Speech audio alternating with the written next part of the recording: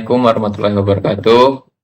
Sebelumnya mohon izin pada Ibu dosen untuk mempresentasikan hasil proyek kami.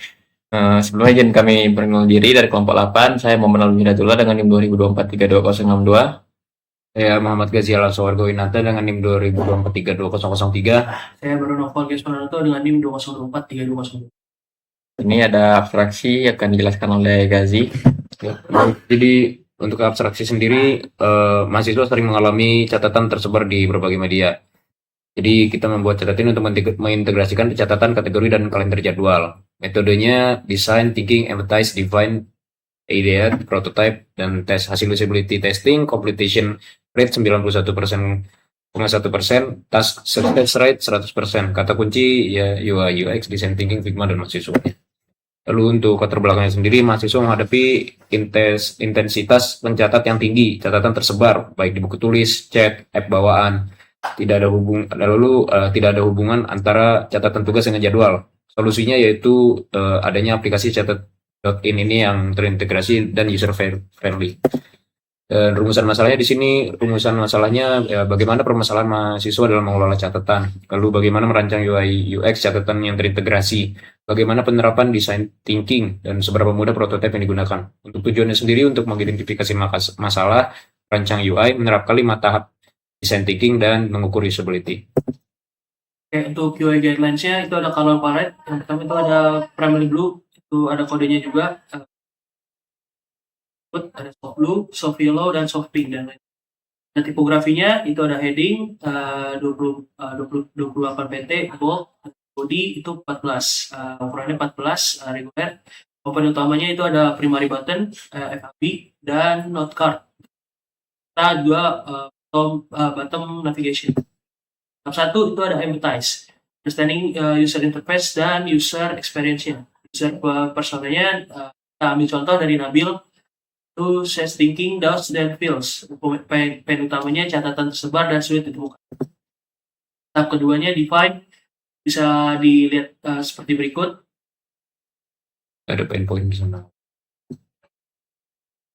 Tahap 4-nya itu ada prototype, wireframe. Wireframe disusun untuk menentukan tata letak setiap elemen antar muka tanpa memperhatikan warna dan gaya visual. Motherboard itu menjelaskan bahwa wireframe berfungsi sebagai kerangka struktural yang memastikan susunan informasi tetap sebelum masuk ke tahap visual. Pada perancangan ini, wireframe aplikasi catat-in bersumber dari sketsa Crazy Eight yang kami sudah buat, yang telah disampaikan pada paper kami.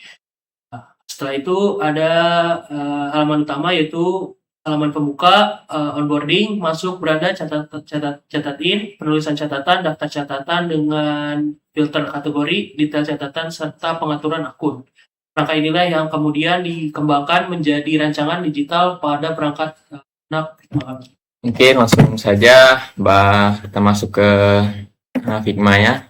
Ini menggunakan aplikasi Figma di sini untuk membuat laporan ini atau prototipenya. Kita langsung saja mulai.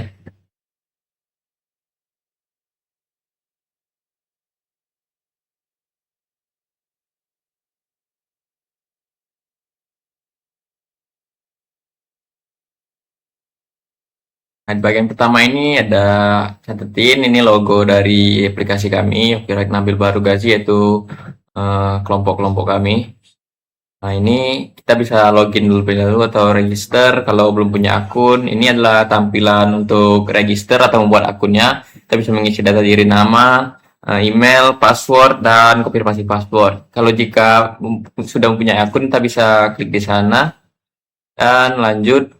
Sini tampilan loginnya seperti biasa, ada login, atau jika ada lupa password juga sini tersedia dan akan masuk ke sini, akan dikirimkan lewat email untuk kode verifikasi agar password reset. Lanjut, ini catatan jika kita sama sekali belum membuat satupun catatan. Nah, ini ada tulisan buat catatan pertamamu dengan cara klik ini. Lanjut, ini tampilan jika catatan kita sudah terpenuhi. Di sini kita mempunyai 4 kategori, yaitu semua, catatan, ide, dan tugas. Ini berbeda-beda, misalnya di catatan ada materi IoT, di ide ada ide musik lagu, to-do list, atau nah ini tampilan jika belum diisi atau empty. Oh, lanjut ini adalah materi misalnya di catatan ini misalnya mencatat materi IoT ini banyak bisa kita catat, ini bisa ngepin, download materinya atau bisa diedit. Lanjut lagi.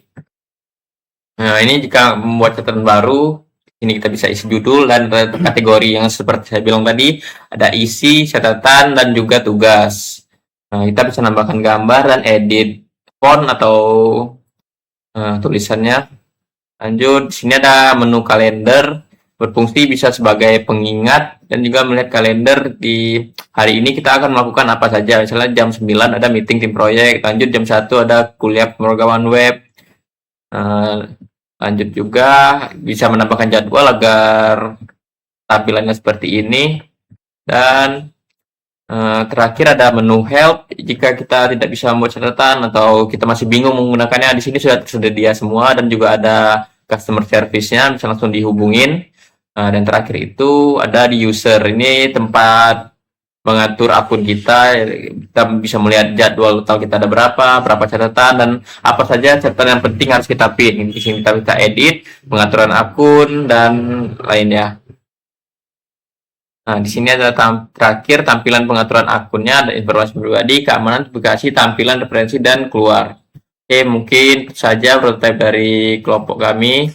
Mohon maaf jika ada salah kata. Assalamualaikum warahmatullahi wabarakatuh.